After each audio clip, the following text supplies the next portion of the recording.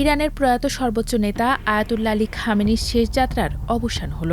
৬ দিনব্যাপী শোকযাত্রা, জানাজা ও লাখো মানুষের শেষ শ্রদ্ধা নিবেদনের পর জন্মস্থান মাশহাদেই চিরনিদ্রায় শায়িত হলেন তিনি। তবে তার দাফনের মধ্যেও শেষ হয়নি মধ্যপ্রাচ্যের উত্তেজনা। যুদ্ধবিরতির পরও যুক্তরাষ্ট্র ও ইরানের মধ্যে আবারও বাড়ছে সংঘাতের আশঙ্কা। ইরানের সর্বোচ্চ নেতা আয়াতুল্লাহ আলী খামেনিকে স্থানীয় সময় শুক্রবার ভোরে তার জন্মস্থান দেশটির উত্তর পূর্বাঞ্চলীয় শহর মাশহাদে দাফন করা হয়েছে। ইরানের জনপ্রিয় ধর্মীয় ব্যক্তিত্ব ইমাম রেজার মাজার প্রাঙ্গণে পরিবারের সদস্যদের উপস্থিতিতে আয়াতুল্লাহ আলী খামেনির দাফনের আনুষ্ঠানিকতা সম্পন্ন হয়।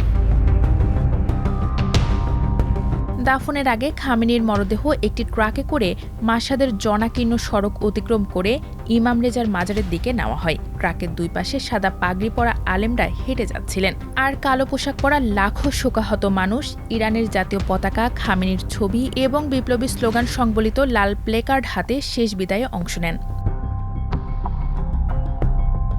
এদিকে বিবিসির প্রতিবেদনে বলা হয়, বৃহস্পতিবার ইরান ও আমেরিকা পাল্টাপাল্টি হামলা চালিয়েছে। একই সঙ্গে বিশ্বের অন্যতম গুরুত্বপূর্ণ নৌপথ হরমুজ প্রণালী দিয়ে জাহাজ চলাচলও কমে গেছে বলে জানিয়েছেন পর্যবেক্ষকেরা।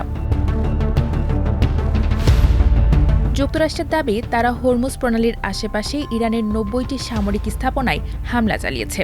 অন্যদিকে ইরান বলছে, গত ২ দিনে মার্কিন হামলায় অন্তত ১৪ জন নিহত এবং ৭৮ জন আহত হয়েছেন। ইরানের রাষ্ট্রীয় সংবাদ মাধ্যম জানিয়েছে, বুশেহর পারমাণবিক বিদ্যুৎ কেন্দ্রের কাছাকাছিও হামলা হয়েছে। তবে এই বিষয়ে এখনও কোনো মন্তব্য করেনি যুক্তরাষ্ট্র।